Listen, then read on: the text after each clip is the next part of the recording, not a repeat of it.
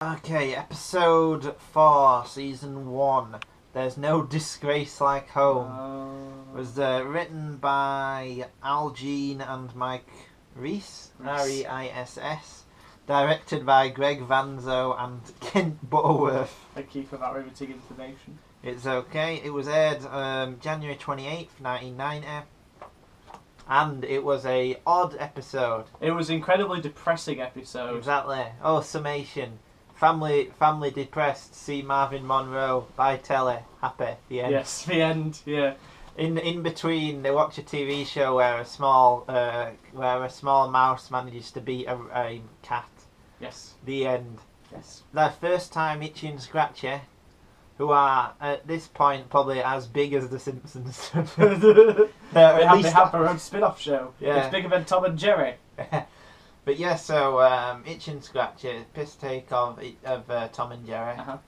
Yeah, so it's a thing. It's a pretty big thing in it. It actually manages to breed storylines like the hilarious Itchy and Scratchy and Poocher, which is one of the best episodes they've ever done. And the Itchy and Scratchy movie. Oh no, I can't remember that one. That's a great episode. No, the greatest one is Itchy and Scratchy Land. Yes, Bought. yeah. We're out of bought license plates, yeah. Bought? Oh no, my son is also called Bought. So we talked to Meek now. My son is called Bort. Yeah, that one and Itchy and Scratchy and Pooch are both in the top 10, I'd say. That's interesting. Well, that's just from memory. Yeah. But yeah, they're both in top 10, so we should probably discuss it a little bit, seeing how it's such a big part of the Simpsons mythology. Yeah. I mean, it's a very clever spoof of like classic cartoons and how violent they are. Yes, and that was an accusation the Simpsons got with the throttling. Yes, with the child abuse. The theme of child abuse that runs through the first season of The Simpsons. Yeah, in the 4 that we've seen, the pilot doesn't have it a lot, but the other three are just horrible, like in terms of violence. Yeah. We've got. Oh wait, the first one had a naked Lisa, which was disturbing. That was dodgy. The second one had Homer kissing Bart in a weird way. Yeah. All three of the last ones have had him choking Bart. Yeah. Oh, it's disturbing. It's almost like a parallel series set where like a young about an abusive adult trying to hide his shame. Yeah, maybe that could be like the sequel project they do after The Simpsons has ended. Yes, in 2105. Yeah. So yeah, I mean, like what we've kind of found is that this show is it's all about male depression. Exactly. The first series is the main. If you were to look at a theme throughout all of them, which I'm sure that they just wrote them as a series of episodes without a theme, but they do seem to all be like the last one. Homer tried to kill himself.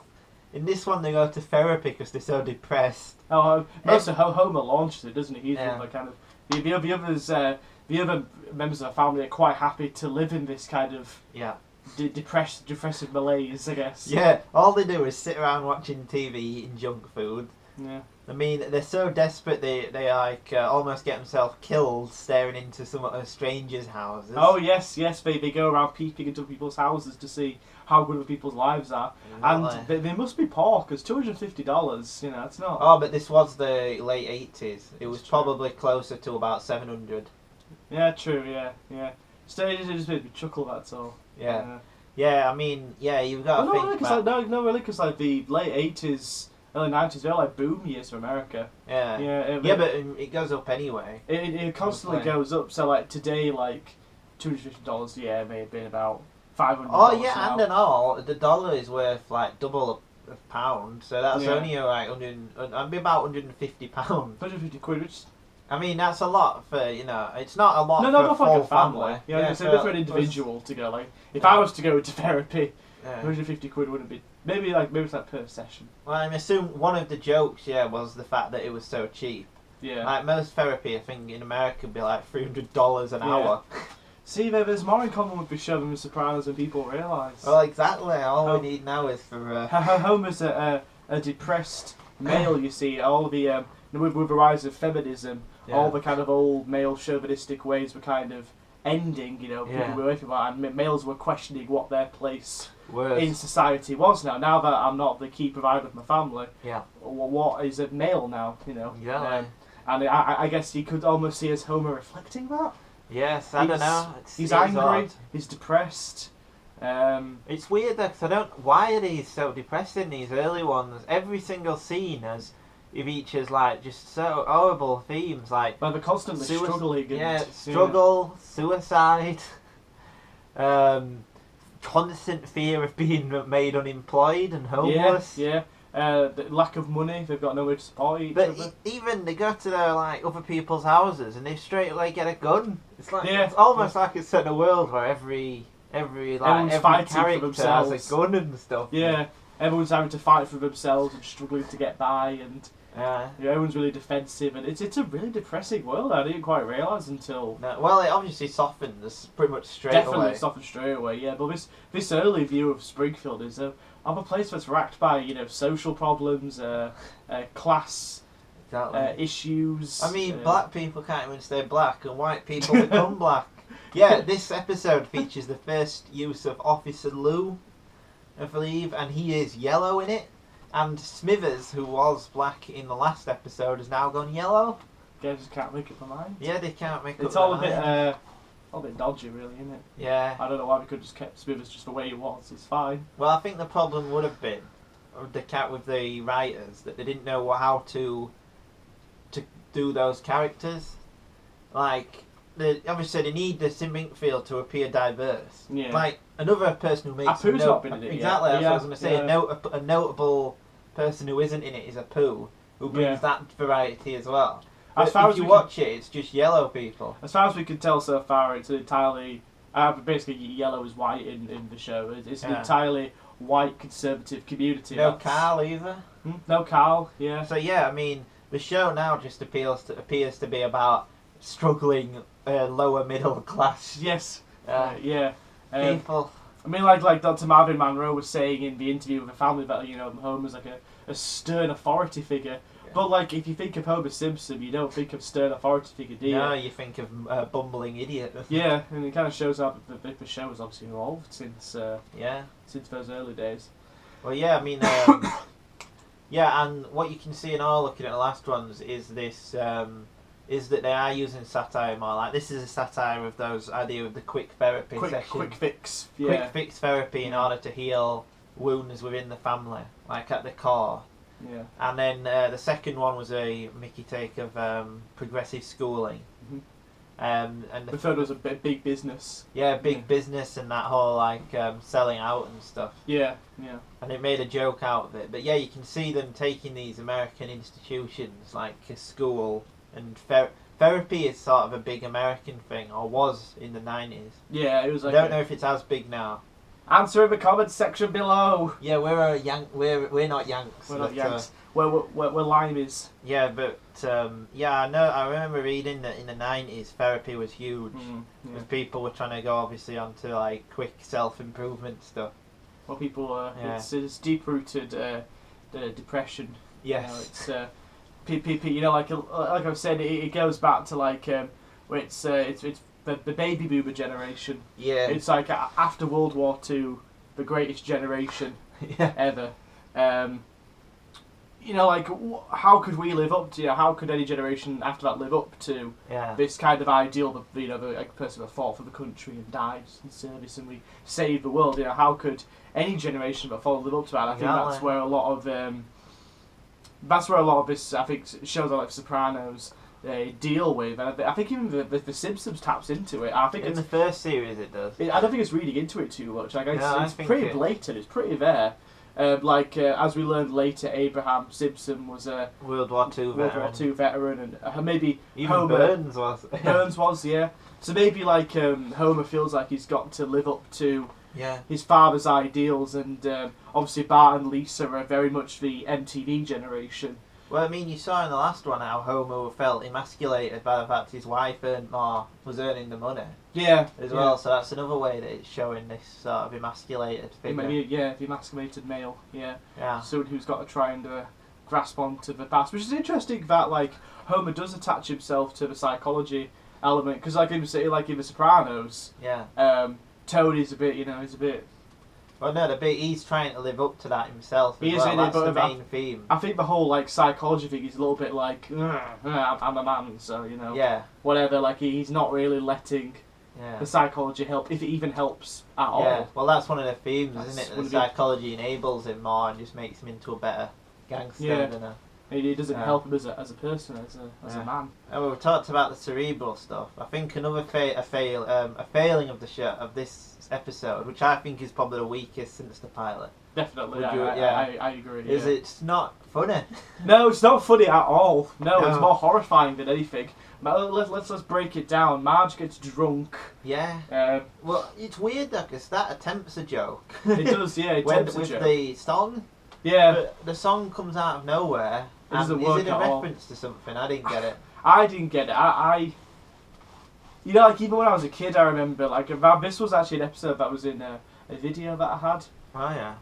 And even as a kid, I remember thinking that's a really weird scene. Yeah. That's a really odd little section. But it's I know it just comes across to me as just awkward. Like Marge is getting drunk, and then like the other kids are out of control. There's running a riot. And Homer's trying to just, live up to this ideal of being a perfect family. But it's interesting that the perfect family that they show in the episode is in the next scene in therapy. That's another way that it shows the world in the show is breaking down again. Yeah, even the perfect family's going to a therapy session. Yeah, and what does that say about American families in the 90s? It was a relatively opulent age, but money. And all this TV obviously doesn't help at all. Exactly. Like the conclusion's interesting. Like they just buy another TV. Now I can't decide whether that's a joke or like it's a sincere moment. I think the joke. I think it's a joke, as in this is how they actually think it'll help. But I think it's sincere in the way of that in the show it's treated as if that would help. Yeah. So I think for them it's sincere. It's like an act of love that like I'm going to buy a big TV because Homer realises that the only thing that makes his family happy is outside sources like television. Yeah. It's I mean it's just plugging a hole, isn't it? Where and that's really depressing when you think about it. Yeah, exactly. The fact that the family can't function as a traditional as a fully enough he's a nuclear technician, isn't it? Yeah. And ironically enough, they don't work as a nuclear family. Yeah. Oh, I see all these deep messages. The Simpsons don't work as a nuclear family, even though Homer's a nuclear technician. And he's a safety officer. Do you think that was intentional? I think. Well, no, they set up the Simpsons intentionally as the perfect family. Yeah. Because in America it's like 2 point something kids, and then they've got two. A wife, a husband, and three kids. Who live in perfect suburbia. Yeah. Wife doesn't work, housewife, and there are great episodes that explore it further. But this is. I mean, the early ones have still. I mean, it's weird because the early ones have got the same sort of stuff as the later ones. Yeah. That sense of like satire on these big American ideals.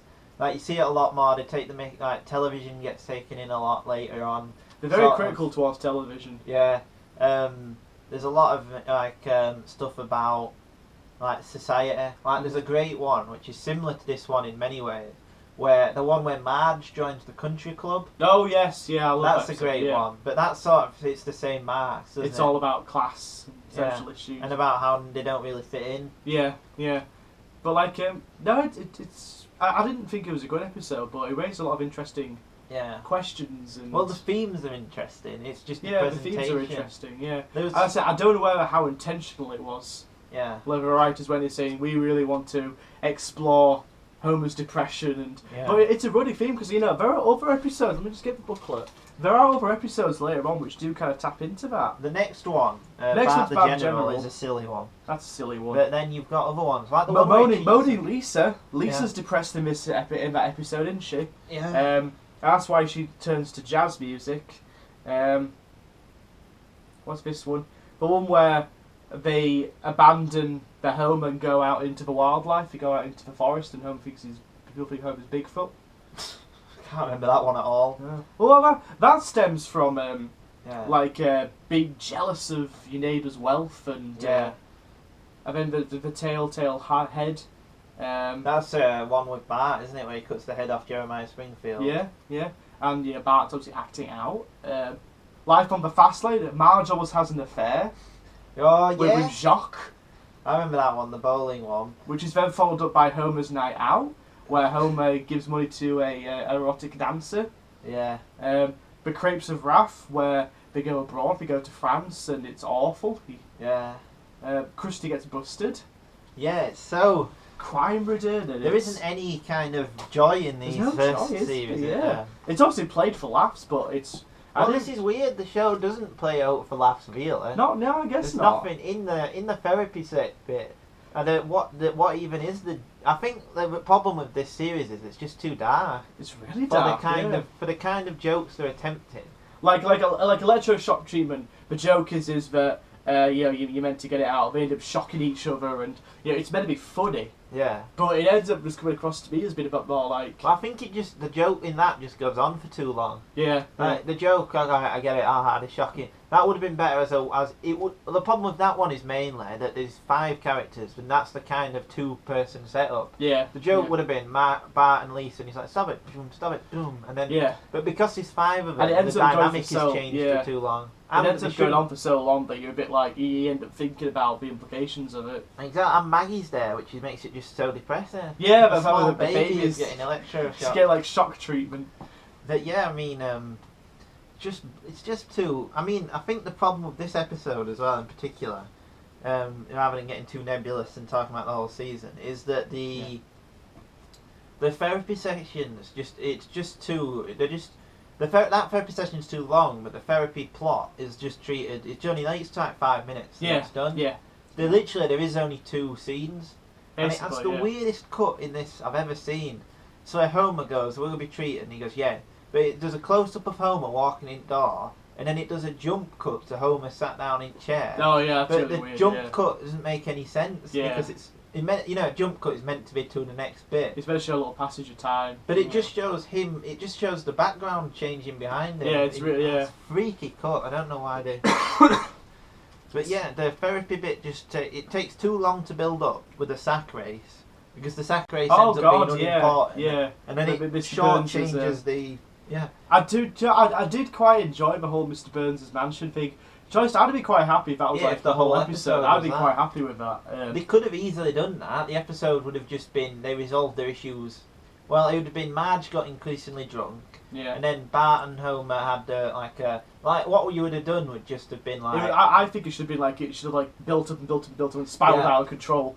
Until, because the bit where Bart cheats at the race, where wins the race, felt a bit unearned. Yeah. I mean, if you'd have let him win like 2 separate occasions, what it should have been like, it should have been that Mr. Burns was kept on putting them down all day. They couldn't do anything, and then that moment is when Bart rebels out against it, and maybe Homer could be like, go for it, son, or something like that. It would have been a great moment, and he'd be like, yes, you beat Mr. Burns. Yeah. It's a small sack race, but it's the principle of it. Yeah. I've been happy that was the whole episode, to be honest. Yeah, so a weird scene in this episode and all is that really odd Barney one. Where he's at the bar and then Barney and Homer have the fight, and the fight is the exact same as the boxing match. Yeah. But I didn't get, was that a joke or? Yeah, I didn't get that. Yeah. I'm assuming the joke is the fact that they're both doing the same stuff, Barney and the people. But it's not a joke. It's not even a joke. It's not got a punchline. It isn't funny to watch it. I mean, it's not like it's maybe like ironic or anything. Yeah. But that's weird because what is the place of these Simpsons episodes? They're too dark to actually be funny. They're not family appropriate. Not really, no. Besides the fact that they say funny things, they have like funny noises and the cartoons, but I don't think in this one there's even less than the last one, which revolved around a man trying to kill himself. I don't think there was anything in this a child would enjoy. Not really. I enjoyed it as a kid, but like only on the surface level. But the animation is washed out and doesn't look visually entertaining. I remember liking this one when I'll play this because this is what I did watch when I was a kid. Like out of the 2, Bart the General and this one, Bart the General I definitely enjoyed more. That one's more for kids really. But this one I always remember not really liking it that much. Well, no, I mean, looking at it now, you can understand why. I mean, obviously, when you're a kid, everything seems good to you. you know. But you can never quite articulate something that's bad. Something about it never sat right with me. No. I do remember this one being like an odd one, even though I enjoyed it because it was The Simpsons, and I liked The Simpsons, and that was basically it. Yeah. Maybe the whole stuff with the Jello and the sack race and yeah. I don't know. The Jello, I think, is an okay joke. That's yeah. The joke that everyone buys in Jello, and then there's the big load of Jello. It's the best like joke. Like in it. Homer's, it's not that strong, but it's okay. It's like Homer's attempt at trying to impress Mr. Burns is shot down instantly. Yeah. It basically sets the tone of the entire day. The Lisa character's all wrong in this as well. Yeah, they're definitely not worked out. Lisa. No. She comes into her own in Moaning Lisa. Yeah. But at this point, she just seems bratty, and they've not established her as anything other than Bart Light. Yeah, you know what I mean. She's Bart Light, and she's a girl. Yeah, she's Bart if Bart was a girl. Yeah, and not quite as well. She's only been in these episodes a little bit. Yeah, it's been established that she's intelligent.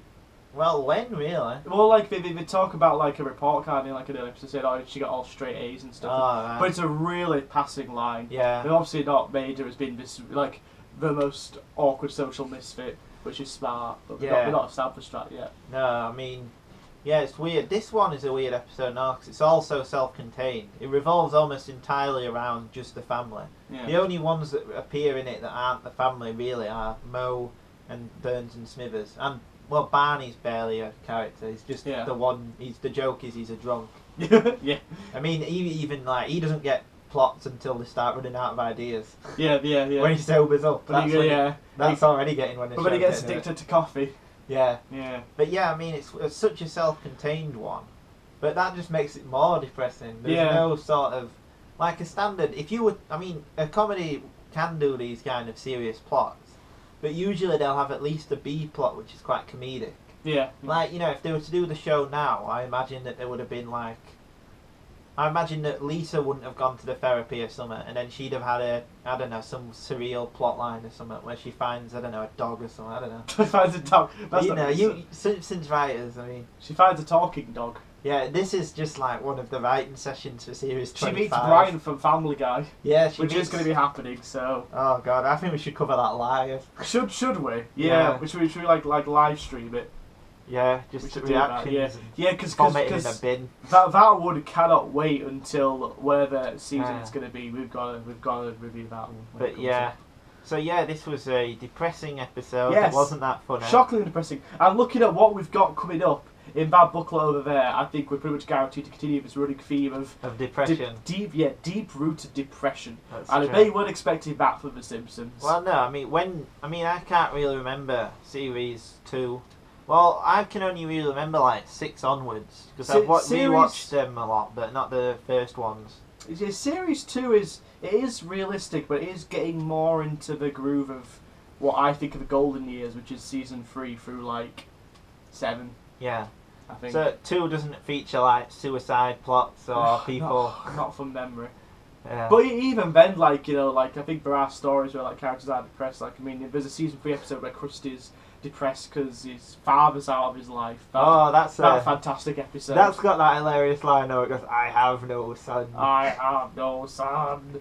Yeah, but those are funny. They have levity in as well. Yes. No. I mean, It's not. It seems like with these Simpsons, they didn't expect to be renewed, so they went into being like a dark, culty comedy. Yeah. Like, I could imagine this being the kind of thing where like hipsters or something would think like now, oh, what a subversive show, and then they try and defend it as a classic. They try and do something on Kickstarter to get a second season made. Yeah. Should try and get back Dan Castelletti, who's been voicing the genie in the Aladdin show, and that's all he's going for. Yeah, he's like a struggling actor. Yeah. After Aladdin got cancelled, that was it. So. But don't you think it seems like they're just trying to make it as dark and bleak as possible? Yeah, I agree. Yeah, we're obviously trying to tap into that kind of cult mindset. It's funny because it became such a phenomenon with children, and I'm surprised. Yeah, I'm surprised. I think maybe it was more the image of Bart, the idea of Bart, as this kind of like this like bad kid, this kind of hey man, But what's weird so far is the only one that we've given a unequivocal what recommendation is the second one, Bart the Genius. Yeah. And that's the lightest one, and it's not I mean, it's still got a realistic edge to it. It's the drama is that a kid isn't that smart and he wants to be taken seriously, even though he's stupid. Or not, he's not stupid, he just doesn't do well at school. And it's got that edge to it, but it's not bleak or depressing. No. It's just a really well told story with lots of humour in it. And the last two we've watched have just been bleak as hell. Yeah. Completely shortchanging the levity and the jokes for the exchange of. Yeah. Right, well, we've got to give it a rating, really. I don't know how I rate this one. I'd say maybe another 3. A 3 or a 4 out of 10. I think it's a 4 out of 10. It's 4. a step up above Simpsons Roasting on Open Is Fire. it though? But isn't Simpsons Roasting on Open Fire such a quaint little episode by comparison? Yeah. That one at least doesn't seem to be as. I mean, that is more watchable. But that's got a nice I would ending. rather watch that again than this one. I mean, this one seems. Well, it seems sort of mean spirited in a way. It is a little bit, yeah. It seems almost like they're mocking them for being like poor. Yeah. It's almost like their issues. And they can't get by. Yeah. Yeah. I don't know. Maybe a 3. I'm going to give it a 3. I'm going to give it the same as Roasting Over an Open Fire. I'm going to give it the same as that, but I'm going to say it's slightly worse, but not enough to go a grade down. Yeah. I'm going to give it. I'm going to give it 4 out of 10. I think it's maybe a bit more focused than Simpsons Roasting Open Fire. So as an episode, it's better. In terms of writing, it's better. To be honest, actually, I gave Simpsons Roasting Open Fire 5 out of 10. Oh, so you are giving it less. So I am giving it less for me. It's not the same for me. I'm giving it less. Well, I think this is definitely one where it's better plotted. It's just telling one story rather than being a complete mess of vignettes. It's just the moral quandary. Yeah, the moral quandary comes from it. I've got a problem with. Well, the thing is, if this was a drama or something, and this would have been better than the other one because it's a better story. Yeah. But it's not funny or enjoyable to watch. No, it's not really not. No. No. Out of that bombshell, I think we've been talking about for nearly half an hour now about this episode, which I never thought we'd discuss. We were like, 10 minutes per episode, but yeah. Going on for a lot longer. So anyway, thank you for your patience. Yes, we try all. I can't make any promises we won't run because these are the early ones. Yeah, exactly. Wait till we get to the. I mean, this wasn't even a good one. No, this wasn't even a good one. Wait till we get to the good ones. Exactly. And we'll be talking a lot more about them. So yeah.